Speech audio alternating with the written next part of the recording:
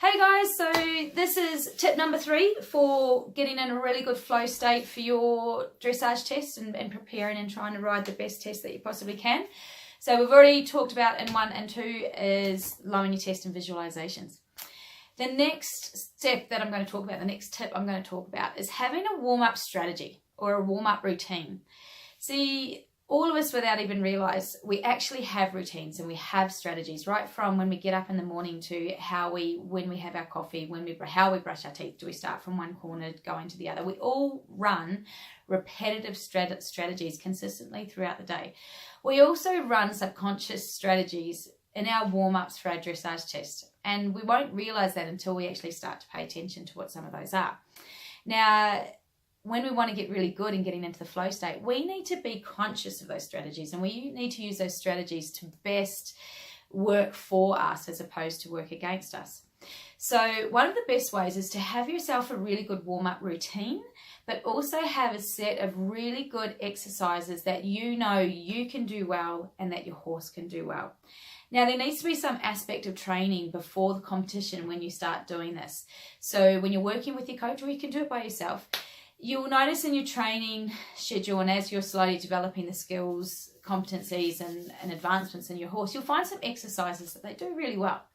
It may be they actually really enjoy riding quarters in along the long side. It might be canter trot transitions. It might be long and low in the walk, 10-meter circles, left and right, flexion to the inside, flexion to the outside. It could be anything. But you'll notice something that your horse quite likes and it's quite good at. And that's where you go, great. I know that I have something where my horse already feels good.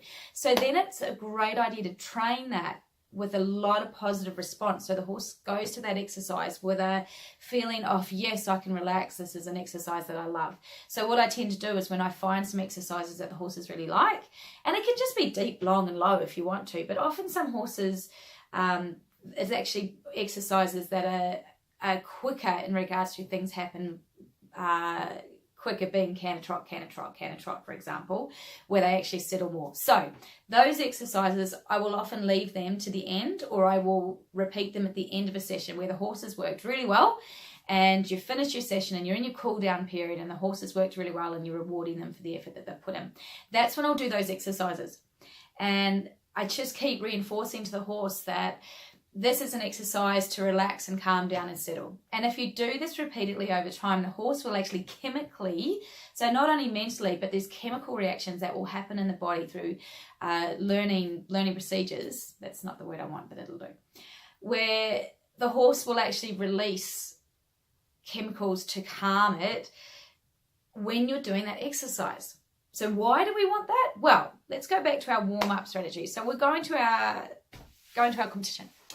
And if you've done your warm-up plan and your warm-up strategy, you already know this is how I'm going to warm my horse up. These are the exercises that I'm going to do to get him to settle, to stretch, to take the contact, to relax the back, whatever your horse needs. Sometimes it can be to get them going, go for a big hoon, go for a big canny, get them up in front of the leg. It depends on the horse or the pony or where you're at. And something might pop up. Someone might get bucked off in the arena and a loose horse is cantering past, and yours has become from quite a quiet, relaxed horse to it's just going off its head and it's grown, to another hand or two, and you're sort of thinking, oh God, this could get a little interesting. The good thing about having your exercise, your calming exercise, is that you know that that's a place that you can go to. So you can switch from where you were in your warm-up, go to your calming exercise, go there for a bit, spend a couple of minutes, let them settle back down, let them relax. You'll start to relax because you know that they can do it well. You know you can do it well. Once you feel as though they've settled, go back into where you are in your warm-up program. But you can use those exercises to put the horse in the frame of mind that you need to put them into. But the better that you can develop a bit of a warm-up program, and this will vary and this will change as you move up the levels and as your advancements grow with the quality of your work and the skills and the exercises that you're developing. This will change and adapt, and we want it to. We want it to keep growing. But you'll find that your horse will then, and yourself as well, when you have a plan and you know what you're doing, it allows you to get into that plan and just start going with the flow and doing what you know needs to be done. And it allows for a little bit less of all this chitter chatter that'll come into your mind oh gee, they're tense, or they're worried, or look at all these people, oh my goodness, look at the scary thing over there, oh my mother's here, my grandmother's here, oh, I had a bad morning, had a fight with such and such.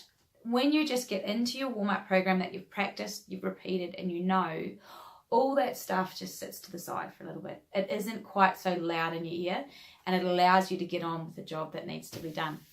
So I really suggest to everybody, have a warm-up plan, work that out with your coach if you have a coach, or develop yourself, but also have yourself a set of exercises. I'd like to have my students to have at least 3 exercises that they know their horse does well.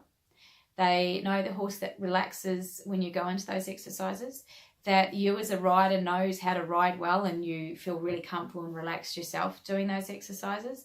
And so you can always draw on those when you need to, when you get to competition and you have a bit of a nutcase that you don't normally have, you can go to that to start with and get them back into the learning frame of mind and a calmer frame of mind, and then go back into your warm-up program.